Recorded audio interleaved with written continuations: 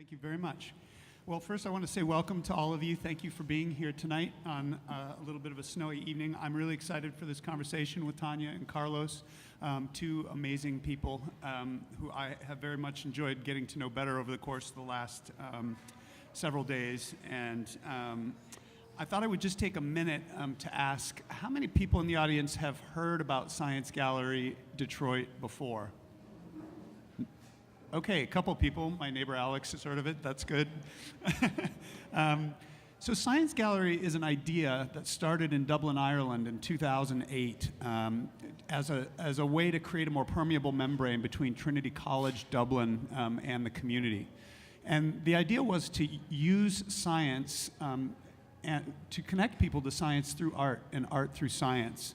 And 10 years later, they've become incredibly successful, attracting more than 400,000 people a year. And they've done bold themes and interesting programming that really have captured people's attention. And I've been a huge fan of theirs since they started this thing so many years ago. There are galleries coming online now with King's College in London. The University of Melbourne in Australia is also opening a gallery. There are galleries opening in India and Italy as well. And we are going to have the first one in the United States here in Detroit. It's a project of Michigan State University, and we'll be opening our first show whose theme is Hustle in mid-June of this summer. And I can't announce quite yet the gallery location, but it'll be in a very wonderful spot. And I hope you all will come. In the meanwhile, we wanted to start programming, which is what we're here to do tonight. And what we've come, the program, The Intersection, explores the idea of these intersections between art and science. And I'm very inspired by this notion because as a person who loves both art and science, I feel like scientists and artists are really the same. They are the official noticers of our society. They help us to see things that maybe we've never noticed before, or see things in new ways that we wouldn't have without their help. And so tonight we've brought together Carlos Nielbock, whose work you may know. You may have driven past his studio and home near Eastern Market, where you can see the wonderful windmills or Detroit sign out of wrought iron and other objects that is very beautiful. And also Dr. Tonya Matthews, my friend from the Science Museum world, who is, among other things, the CEO, not the least of which the CEO of the Michigan Science Center in Detroit. Tonya also holds a PhD in biomedical engineering from Duke University, which is pretty rad. And so, yeah, it's a good time of year to be a Blue Devil. Anyway, without further ado, I would like to get started. And you know what I didn't ask you to about was when you wanted to show your slides. So you just let me know when is a good moment to get to that. We can ask our AV person to do that. So we're here to talk about the ways in which art and science have shaped your lives and brought you to today. But before we jump right into the art and science angle, I was hoping to learn a little bit more about you as people. So neither of you are native Detroiters, but you've both come to love Detroit. Could you tell us both maybe a little story about why you love Detroit? How about you, Tonya? You want to get us started? Sure. Hello. So I like to refer to myself as Detroit on purpose. Believe it or not, I was stalking this town, but for all the right reasons. I had been listening to the stories, but I was listening to the voices of the people telling the stories, and I realized a couple of things. One, the folks that were here were not going anywhere. And while everyone was all eyes on Detroit, because if they don't get it this time, who knows? And Detroit is like, yeah, we're just doing this again. And if this does not work, we will do something else. So keep the story going. And the second thing I heard is frankly a little bit of crazy. And I said, that is my kind of crazy. An amazing balance between an intense level of pride and self-awareness. It's not pride because Detroiters think they're always right. It's pride because Detroiters are from Detroit. And that was very, very different. And so now that I'm Detroit on purpose, I find myself encouraging my Detroit friends to be more proud of those kinds of things. But then being in my world, an engineer, but that has gone into this informal education world because I believe in every child and I believe that every one of us can build something and create something. This is actually the culture and spirit of Detroit. And then it's also exceptionally welcoming. I felt at home because people looked at me like I belonged, and that was very, very powerful. And so I'm Baltimore, D.C. native, but this has felt so much like home, mostly because of the way people welcome me when I walk into a room. Awesome. How about you, Carlos?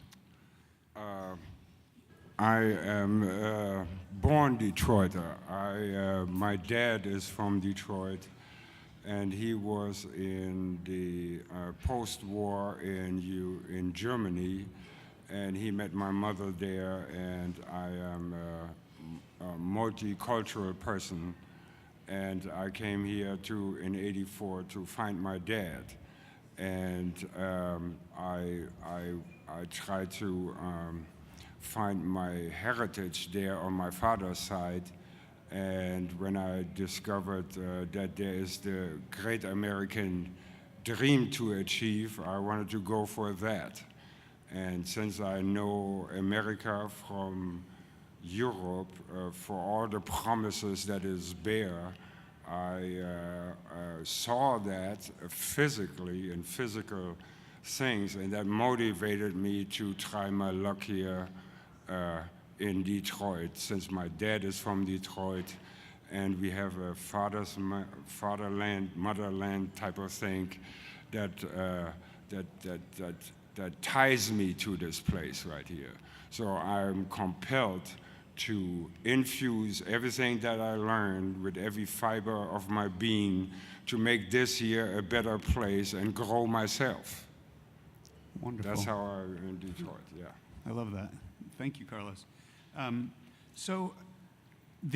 my conversations with you, it's become clear to me that you both love science and the arts. And I'd love to know a little bit about how science and art have shaped your worldview and your life. Big question, I know. Okay, well, now's a good time for my picture. So if the AV guy can look for the one that kind of looks like me. Okay, yes. And so this is hint, this is literally what my office looks like. If you come into my office, I had all of the back wall painted that bright yellow. The sister has been, she's seen it. And then I have that art piece by Charles Bibbs framed. And then below is a snapshot of our science stage. And you'd love to hear something poetic like the sounds of children are a constant drumbeat motivating me forward. No, they are loud. And they are noisy, and it is straight cacophony. And it makes me smile. Right? It is noise, but it makes me smile. And I wanted to have something in the office that represented me without scaring people right off the bat. To be perfectly honest, I was very deliberate about that. And when I looked, he's one of my favorite artists, and it's beautiful, right? And it's a black woman, and she is clearly in all of her glory, but it looks like her head is all full of science and stuff, and she's trying to figure out how to get to the next planet or the next realm of technology, and so that's me. The most interesting thing that I have found about my life is that I keep my art and my science, I keep my art and my engineering actually very separate in the work that I do. It's completely separate in the work that I do, but they always coexist in my brain or it doesn't work. There were times in my life when I said, you need to focus. You are at Duke University and you are headed to Johns Hopkins. I think you need to stop writing poems and start solving this here equation that is due on Friday. And so I would try to take the poetry out, and it didn't work. I actually became a less effective engineer problem solver. And then I said, oh, well, maybe you got the call. You know, maybe you should go in the other direction. Forget this engineering stuff and health insurance. You don't need any of that. You're just going to write poetry, you know, and save the world. And it was interesting when I dropped the engineering and took that out of the way my brain thinks, the poetry wasn't on the level where it was. And so it's been very interesting me discovering that about myself, that they intermingle and they turn me into who I am. So you're always probably seeing a little bit of both, but you will never see a poem about architecture sort of coming out of here, even as a giant metaphor, unless someone commissions me to do it and pays me for it. But and that kind of thing. And the same thing on when I'm thinking even how to incorporate art and design into what we do at the Science Center. I'm very deliberate in giving artists their authentic and independent space in that space. So that's actually been very interesting. So as a poet, I definitely am quite, you can see the analytical and the building blocks, and as an engineer, I think very much outside of the box. So that's how they're coming together, sort of inside my head, but I don't necessarily do that on purpose. Terrific. How about you, Carlos? I was fascinated listening to you talk about how you've embraced science in your study of the wind and other ways that has infused your art. Maybe pick a story that you love that illustrates that idea. Yeah, it really started with the first scientist that I ever saw, which was a gentleman who was almost 90 years old, and he took a piece of iron, he put it in the fire, and over an anvil, with the hammer, he drew a beautiful scroll, an ornament, that found itself placed in the gate that he was making. So me as a little 13-year-old boy, I saw this, the ability that the man had to control the elements and make something really beautiful out of it. Plus he had about 5 people watching him and admire every move that he did. And so that fascinated me, and I wanted to understand the science behind that. What make the metal go hot, and how can I make what I want out of it, and so forth. And I wanted to influence the elements, just like this guy did. And that was capturing me, and all throughout my life. And since I'm 14 years old, my subject is metal. And metal work and metal fabrication and metal innovation has determined my life. And it accommodated me through all my travels from Germany to United States. And when I found in United States that this metalwork found even greater heights that I ever even imagined in the beautiful work that's on the Fox Theater and the Fisher Building and all these beautiful estates and things that was just so small in Germany but so large in the United States. And I understood somebody did this with his hands. You know, just that's what I admire, try to continue, and try to draw my life around. And can I just sort of respond to that for those of you who haven't seen his work? It was just, so I had the chance to go over there, and I remember looking at this really big, amazing wrought iron fence, and we had been talking about all the things he was saving and wouldn't let be destroyed. I assumed that it was something that had been saved. It was so magnificent and so well crafted, and you don't actually think about that being done by human hands, that you're literally sort of standing next to. You say, no, but I'm sorry, you that? It was amazing, but it's not beautiful because it was beautiful. It was so strong that it was beautiful. And it was so well made that it was beautiful. And it was so beautiful because it was so strong and it was so well made. It really was magnificent, just in terms of doing that. And so I know Carl just took a moment to talk about other people who had inspired him, but I just wanted to say that I still have vision. I got pictures on my phone, and it's absolutely amazing. It's worth just driving past to take a look at it. I'm glad you noticed that, because it speaks of this metalwork. When I saw Detroit for the cradle of metalwork, I'm a historian also, so I started to find out what was the early works here in Detroit, and quickly I found out this was the richest city in the entire United States and the Paris of North America. And what you have in Paris, beautiful metalwork. So I'm looking for all the good metalwork around right here, and the people that made it. The people that made it are not there anymore. And those people left something behind that are still, that arrives out of that science, and that represents great wealth and a great commerce and a great ability to build a nation, really. And this science made Detroit the richest city in the United States. So naturally, I wanted to find out how it all started, how it all became to this point like that we're at right now, and if there is something that it can carry over into the future city. Excellent. On that note, I just want to ask a question. How many of you have been to the Fox Theater since it was restored? Okay, so Carlos did the metalwork in the Fox Theater, just to give you an example of the magnificent work that he does, just to emphasize what Tonya was saying. So you're both very passionate about young people and making a difference in their lives. Share a little bit about your vision for them and the Detroit that you're working to help to create.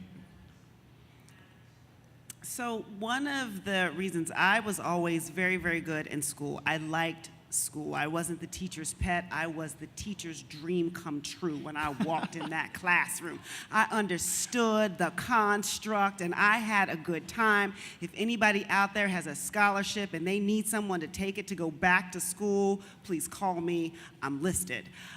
My sister did not have that relationship with school at all, and we are only 13 months apart. So if you can imagine the drama of following that along, and I think that sort of shaped where I am. The end of our story is that my sister now also has her doctorate in the field that she loves, and she finished it 2 years before I did. And that was something that the environment we were in could not see and could not do. And so for many reasons, I don't put sort of limits and expectations on kids. And I love the classroom and I love teaching, but I wanted to be in an environment that could provide me with a 100% solution. If I could figure it out, there would be belief that that was possible, that we could actually get that done. And so what I want for the children of Detroit in my world, interestingly, it's not necessarily to convince them all to be engineers, though I am not opposed to that outcome. It is to make sure that they each all have an authentic choice about whether or not to be an engineer, and that they're making that choice for themselves. If you choose to be an engineer, it's because you're passionate about it. If you choose not to be an engineer, it's because you're not passionate about it, not because the wrong person told you at the wrong time that it was too hard for you. I mean, I have stories of folks that I know who had that story, and then they went off to become a biochemist. Okay. If you could do one, you clearly could have done the other, and it was the wrong message from the wrong person at the wrong time, and that's part of what I see in terms of that we're looking at this group of young people in their environment, and the standards are simply too low. And so children will believe whatever you tell them at that age. If you tell them, I'm sorry, I expect you to go to Duke, not Michigan, who knows, it might work. But those kinds of things. So that's what I want. I want to provide a platform for authentic choice so that they can choose and be in that space. Great. Carlos. I quickly found out the school was just not my place. I was not an academic person, and the old guy that I saw making these beautiful things, everybody also said, how much is that worth, what he just made? So I trying to orientate my life on how I constructively can make a life. And so the concept of creating something with your hand that is of value, of the greatest value, and to get there, to refine my skills, that I set on a trajectory that I know already that 10 years from now I'm going to be good, and then 10 years from then I'll even be better, and 10 years from then I really get paid then, you know. So that was kind of the non-academic way on looking on how do you make a livelihood for yourself. And when I come to Detroit, and I found that the value of this type of work that made this richest city of United States, that has this whole economy intertwined, I was self-motivated to even understand more of it, understand the dynamics of it, and how I can share my view and make it understand that there is a way, if you're not academically inclined, that you can refine your skilled trade, so to say, or your artistry, that is prevalent in a lot of the most beautiful buildings in Elmwood Cemetery, and can go that way. And so that is kind of where I was honing into Detroit, and first I had to make it work for myself, but then I want to tell everybody else about it. And that's not really what I'm inventing or you know, what I come up with. That is what another generation before me already created, and those values offered for me to take advantage, you know, when I try to find my orientation. So with those skilled trades right there, and to creating this value, to find these markets right there, that I can be active and get my part of America, that's kind of was the motivating factor for me. Yeah. Wonderful, wonderful. So I'm curious, who are your inspirations artistically or scientifically? Who are some people that inspire you? And tell us why and what you're inspired by, if you need a minute to think. So you sent this question in advance, and I was working on it. And it's interesting, and I looked the gentleman up, and I'm a little sleep deprived, and someone can look it up on their phone for me. It's the inventor of this contraption called the Jenny coupler. Okay, so the Jenny coupler, it's actually more in Carl's world than it is in mine. It's when you have two train cars and they come together and they bump, and the piston goes up, and then it comes back down and it connects them together, right? So that you can connect the trains. And this used to be a job that African Americans had. And so what it resulted in was a lot of lost limbs, you know, severe injuries and those kinds of things. But it was a necessary job. And so this is what put this gentleman into the sphere of an inventor, because that was one of his jobs, but he also saw that. And so he invented this very simple device in order to do this job. And so I'm very much in that space where I'm not as into art for art's sake as I am for art that moves or messages or something. And I'm also not necessarily into science just because we can, because that gets a little dangerous. And so in terms of thinking about that, so I'm very motivated around the why. Why would you build this thing? Oh, because, you know, we need to put the trains together and it saves arms and legs. So that is kind of my scientist inspiration. My artistic inspiration is Toni Morrison. And it's because, you know, I'm a writer and a poet, and I learn from people, and then I go through phases where I'm imitating them. You know, you imitate folks until you come into your own craft. Haven't even bothered to try.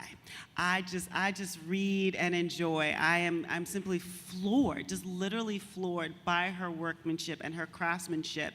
And it is that it's that good, but she's so into her own thing that it is clear that this is her work and her space.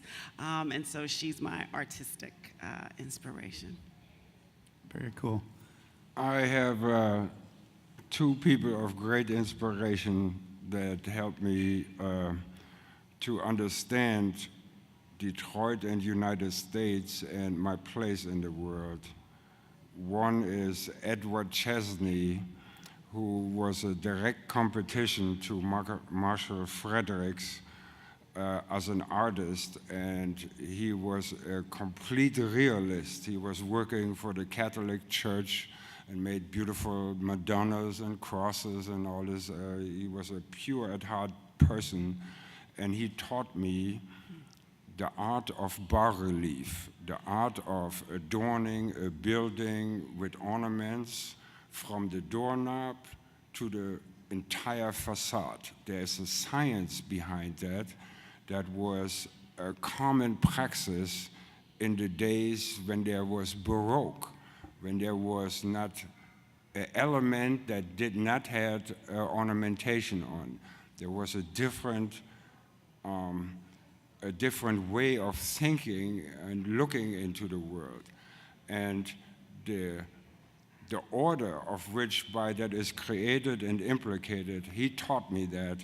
And I was so happy I'll probably be the only one who ever even know about that. This is like Paraducci working for Albert Kahn and adorning all those skyscrapers.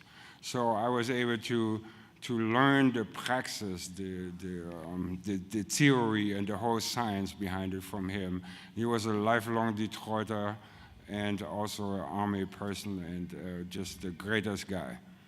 And there's a spiritual person. This is Martha Jean that took her time when she learned about me to explain how Detroit works, how complex Detroit is, the racial composition and the political climate, and how that has effect on any individual that walk around here, and how I have to conduct myself for me to not being affected by that and be continue on my path. So that was the two people that greatly inspired me. Yeah. Very cool. Thank you for sharing that. So in art and science, you have to be willing to experiment and fail sometimes, in fact, often. What would you share with people about how you deal with failure when things just don't turn out the way you'd like them to? I think it will depend on your perspective, but largely with denial. Which is very interesting. People who work with me, they sometimes point it out when I'm doing it. It's not that I don't accept failure or don't see it. It just comes to me in a very different way. It's simply the next step in the problem. And so I look at it as, oh, I didn't realize this was a 3-step solution. I thought it was a 2-step solution. Let me just move on to the 3rd step.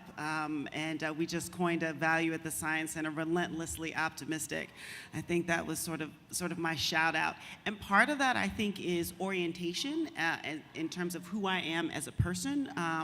Blessed with parents and community who didn't put limitations. But part of it is also the training as an engineer, right? Which is the way that they train you is they simply continue to give you problems. And then when you're going for your PhD, by definition, you have to take a small piece of a bigger problem that cannot be solved in the time that you have to graduate. That's literally the definition of sort of graduating. And so part of that is also the training. And then I have found that meshes very well into sort of creating a worldview around that, because I've stepped into the nonprofit space, right? I've stepped into the change the world space to think about Detroit around 100% solutions, or sort of wherever I am. And so it kind of works together in terms of that, but it definitely feels like a part of the process to me, as opposed to sort of a barrier that is a sign that you should stop or sort of go backwards and sort of that kind of thing. Probably as my mother, I probably picked this up from her. My mother once said she went into a contract negotiation for her job or whatever, and they accepted her first request. And she said, darn, I didn't ask for enough. And so I think part of that has been built into me, and I didn't necessarily know it, that even when things sort of work out, I find myself very distrustful if the solution just sort of came like that.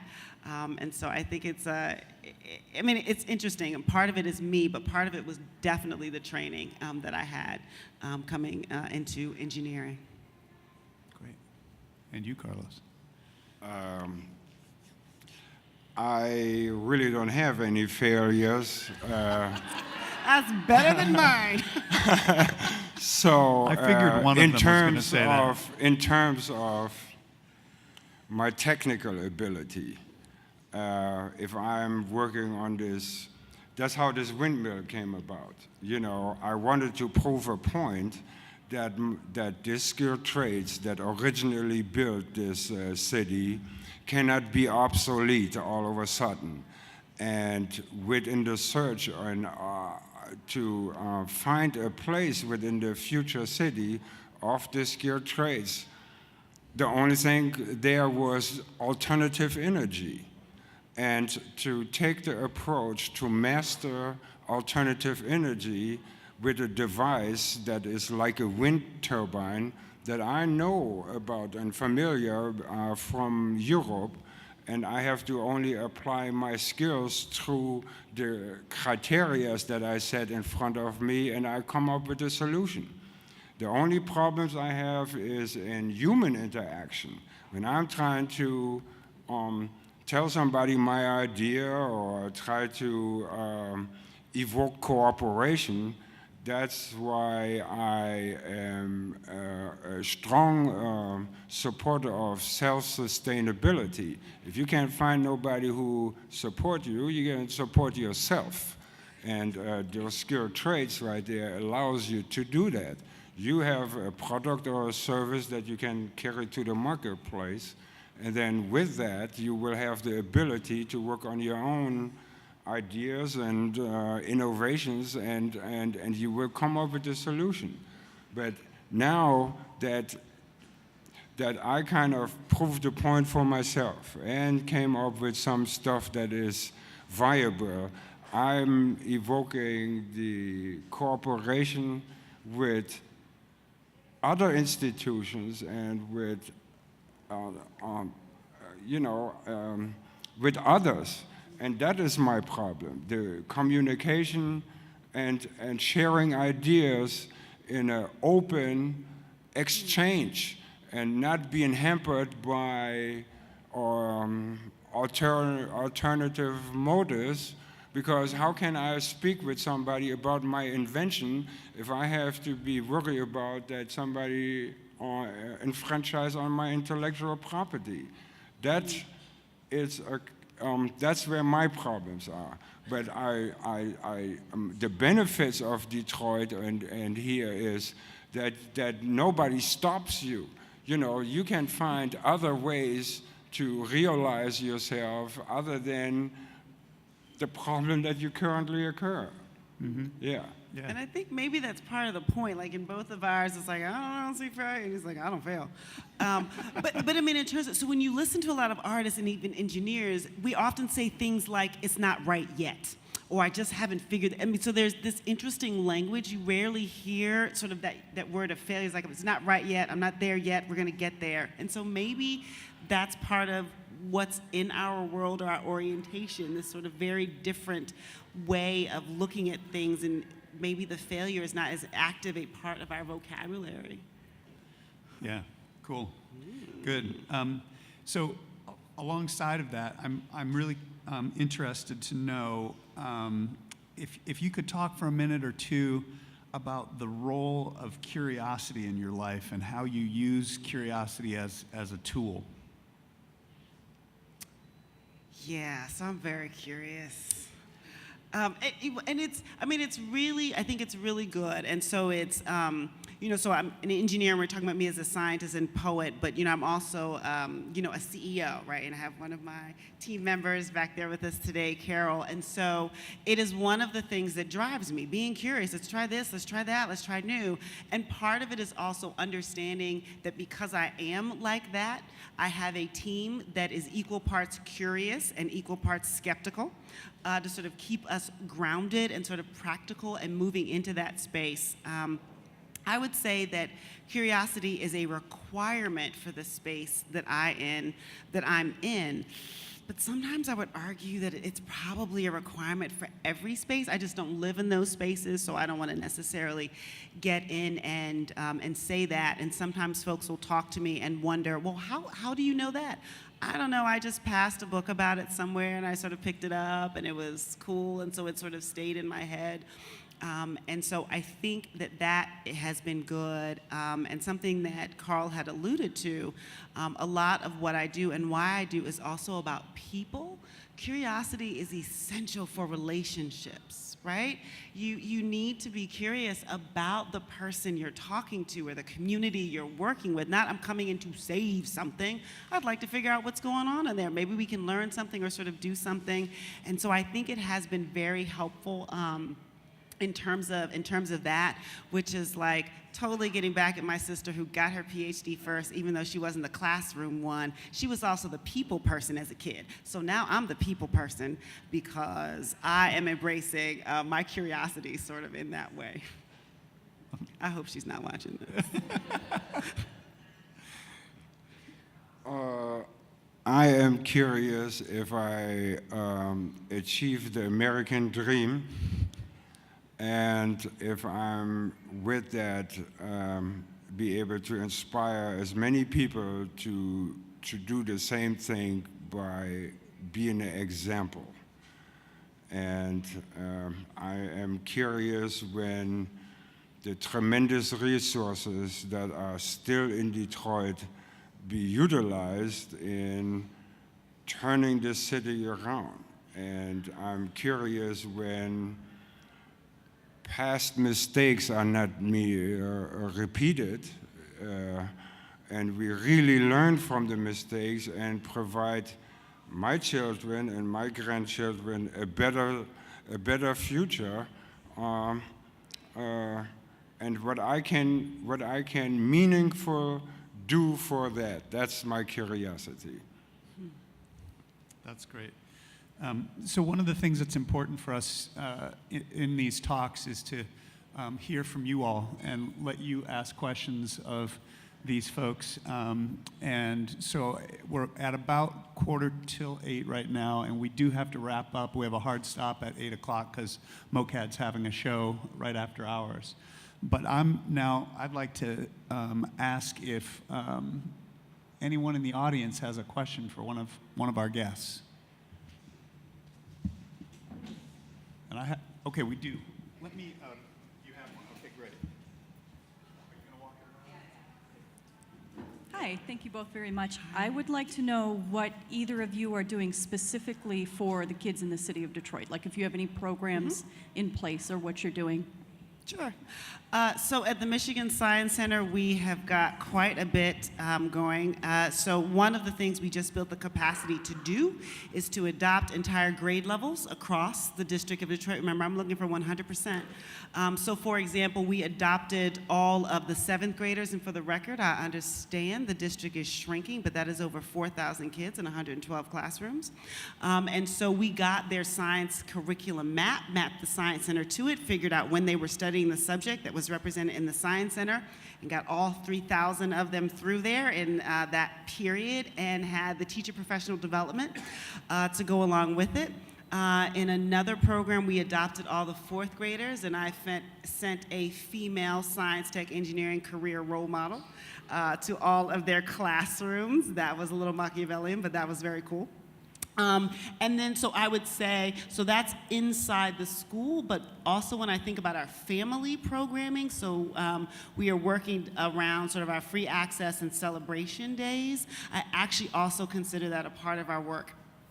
in Detroit and doing that, and we'd like to do some sneaky maneuvers. So for example, we do school registration fairs in August, complete with vaccination shots. Who worries about such things in the Science Center? So trying to be a part of those conversations. And to be perfectly honest, when I can and I have time, I get to go to the classrooms and speak and talk to the kids. With me is, at the moment, I am very concerned about alternative energy, and I know that the alternative energy is a great future opportunity. And so, out of my own initiative, with the help of a few people and organizations, we are implicating and showcasing how you can build devices in Detroit with the things that we have available around us, compatible alternative energy devices versus buying those in mass from overseas and hopefully operate them for 20 years so that you have a chance of your return of your investment versus to apply all the science that is around us and every industry that is at our fingertips to come up with something that is instantaneously usable, that conveys the message to create your own alternative energy and maybe come up with something that is so good that you then can export to some other cities or other countries. And I do that out of my own initiative with my own money, and I hope that this will be so good that I can make a living off that and show other people on how to make a living off that. And since it is, I think, the greatest opportunity, like Ann Arbor is vowed to be by 2035 completely rely on alternative energy, those devices need to be purchased somewhere. And if we can create them ourselves, maybe engineer them with our technical and academic institution that we have around here, then I think that it'll be a great thing. And I'll note that Carl is doing that sort of with and around young people and students as he is doing some amazing work around bringing the concept of apprenticeship back into our education system and thinking through that.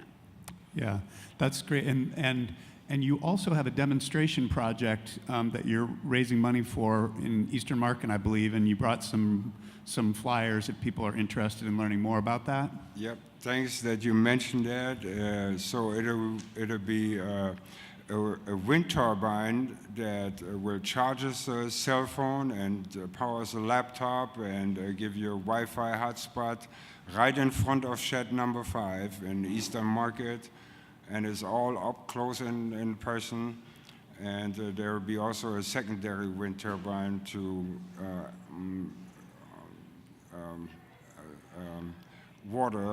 irrigate the urban farm and start mediating stormwater, this sort of stuff.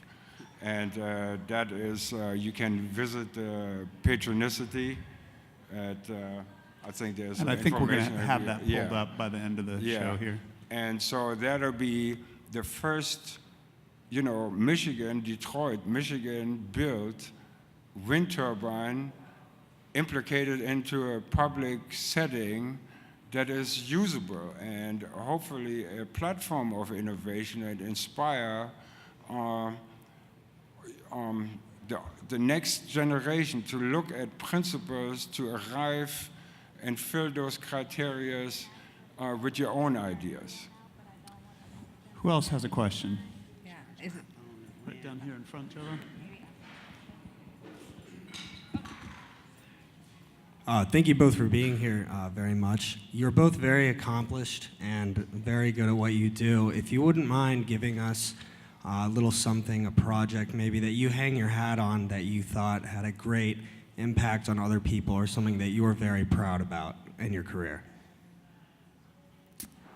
So thank you, and I am smiling because I actually have an answer to that question right now, and it's fairly recent. One of the signature programs now at the Science Center is the STEMinista project, and this is the program that I created to engage young girls envisioning themselves in STEM, and it's just had amazing impact, but I've gotten to get the stories from the young lady like sort of super quick. I'm now a conscripted mentor by a young woman who came. She was in 7th, 8th grade, and she was the president of her junior NSBE chapter, and she literally worked her way around my administrative assistant to come into my office and have a one-on-one meeting and would not tell anyone what the meeting was about.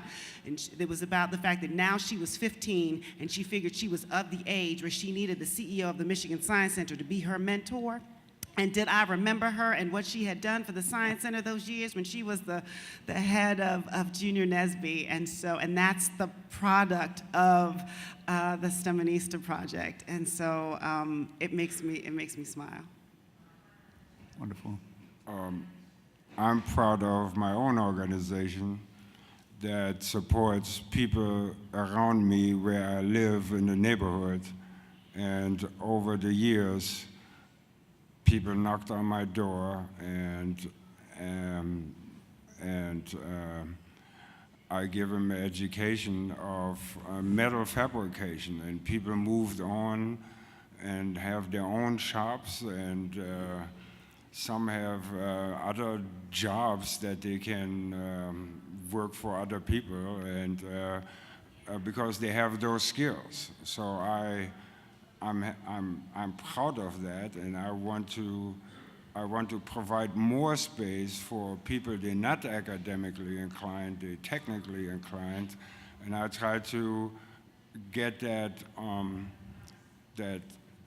awareness going that something like what I offer even exists.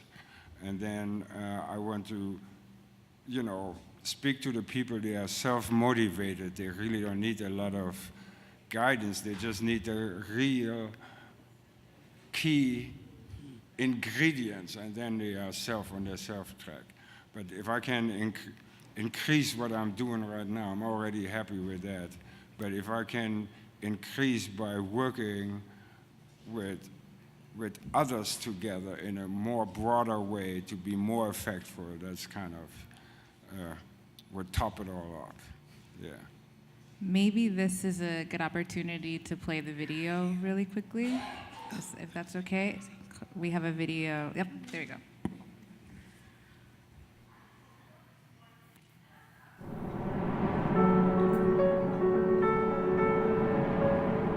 I was a very charged young man, and when I was introduced to this skilled trades by me observing an old guy putting iron in the fire and beat it into a shape that ended up to be a beautiful scroll, I was so fascinated, and that's kind of what I aspired to. When the economy declined, we had to completely rethink how can we apply our skilled trades to green energy and the re-engineering of existing components. For instance, a low-altitude wind turbine that works on drag like a sailboat and also mobile. And so if we would create opportunities of skilled trades and artistry that could show that this is possible, we are on the verge of a great thing. Detroit is the place of the future, and I think it's the new frontier.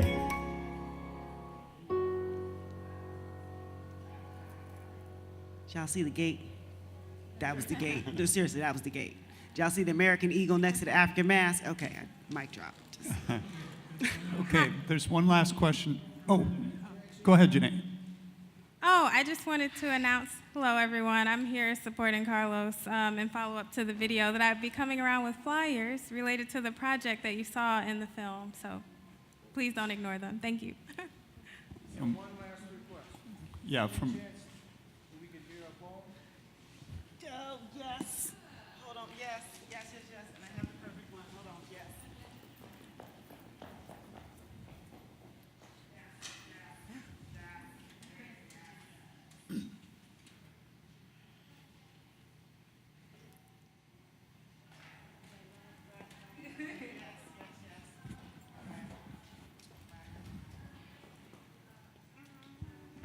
Okay, yes.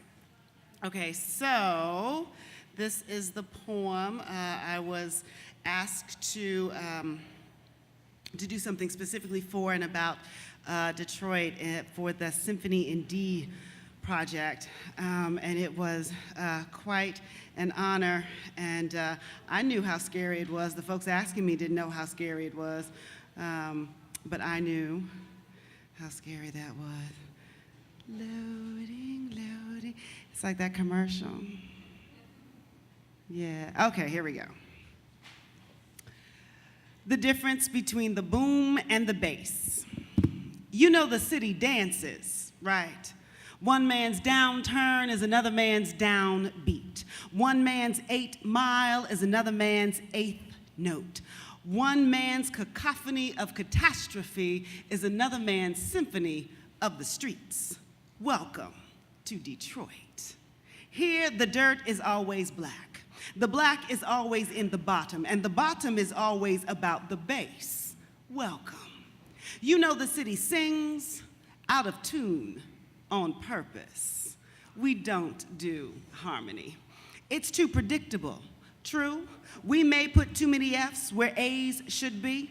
True, we definitely put a high rise where that neighborhood should be. Critics stay sharp.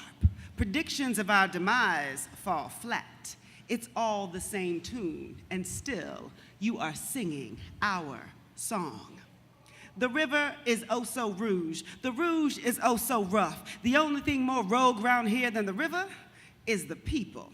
You think you know Detroit. 142.9 square miles of building block. Cars, assembly lines, paved roads, 8-hour workdays, and the night shift. Your first broadcast news, your first phone number, your first state fair. Jiffy Mix tanks and bombers, bulletproof vest and Verners. Our ice skating rink is bigger than Rockefeller Centers. Welcome to the real McCoy. We don't just make everything, we will make anything. Can't wait to surprise you with that thing we haven't even thought of yet. Progress is overrated when you've already decided to be forever. This is not new, is next. That ain't old, it's foundation. If you can't see we are not done yet, if you can't recognize the genius in refusing to be generic, if you still can't tell the difference between the boom and the bass, well then, you've never been to Detroit. But don't worry, we'll still be here when you decide to learn.